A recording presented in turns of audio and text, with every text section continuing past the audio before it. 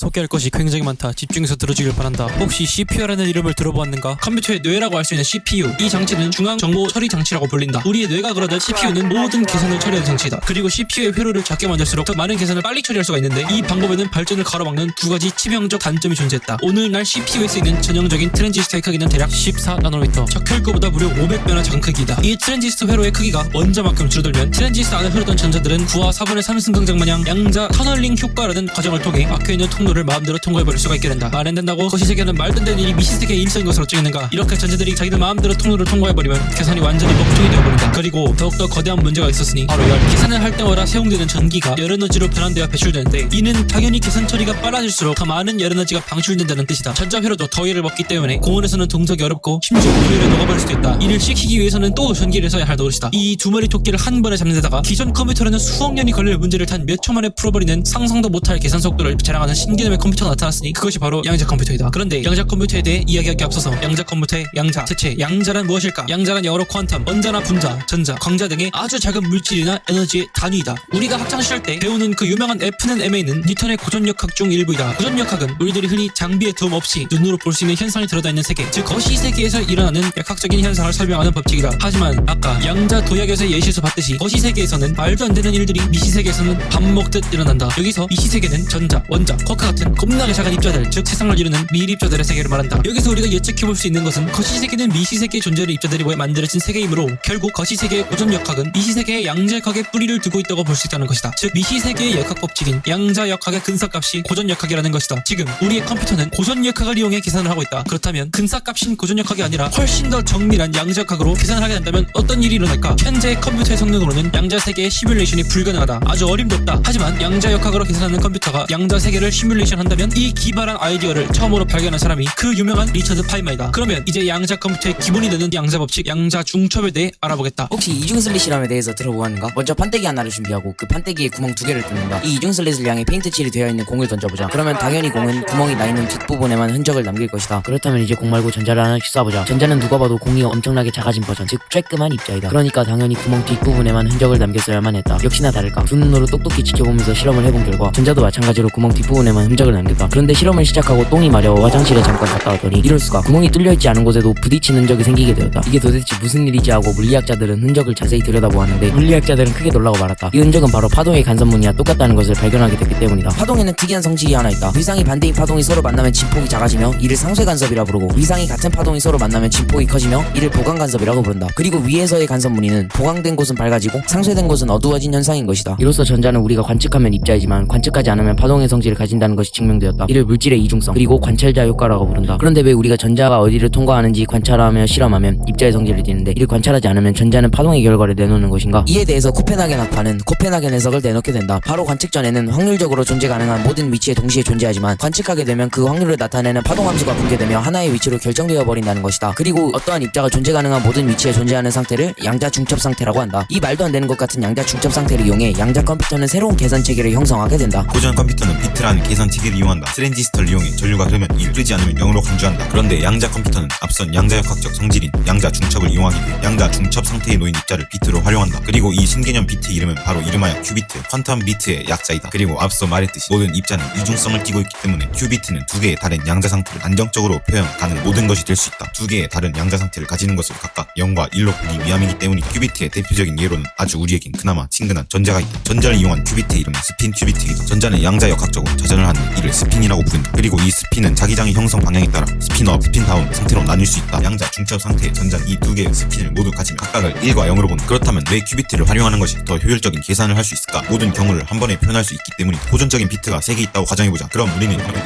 총 8개의 정보를 나타낼 수 있다. 하지만 비트를 이용해서 한 번에 이 모든 정보를 표현하지 못한다. 이 8개의 정보들 중에서 하나만 골라서 사용할 수 있기 때문이다. 하지만 큐비트는 를 모두 동시에 표현할 수 있게 된다. 20개로 늘려보면 무려 148,576개의 정보를 동시에 표현할 수 있는 것이다. 기존 비트 체계와는 아주 비교가 안 되는 정보의 효율성이다. 하지만 결국 관측을 하게 되면 하나로 바뀔 뿐인데 어떻게 계산이 더 빠르다는 것인가? 그리고 그 관측을 우리가 원하는 비트로 관측을 하는 방법은 무엇인가? 간단히 소개하자면 아까 간섭 무늬를 이야기한 파동의 상쇄와 보강에 대해 소개했었는데 양자 컴퓨터에서는 이 성질을 이용해 계산을 한다. 우리가 원하는 값이 1이라고 해보자. 그럼 1이 나올 확률을 나타내는 파동함수를 양자 회로를 이용 보강시켜 0이 나올 확률을 나타내는 파동함수를 상쇄시켜 우리가 원하는 값을 만들어낸. 우리는 아직 양자 컴퓨터에 대해 반의 반도 오지 않았다. 큐비트, 다음에는 양자 게이트, 양자 게이트를 이용한 양자 회로, 그리고 양자 회로를 따라 계산하는 방법인 양자 알고리즘, 이에 양자역학적 원리인 양자 얽힘과 추리의 변환 등 머리가 터질 듯한 개념들이 우리를 기다리고 있다. 5분 안에 설명하기엔 역부족이기 때문에 내년에 이 내용에 이어서 지원하도록 하겠다. 아디오스.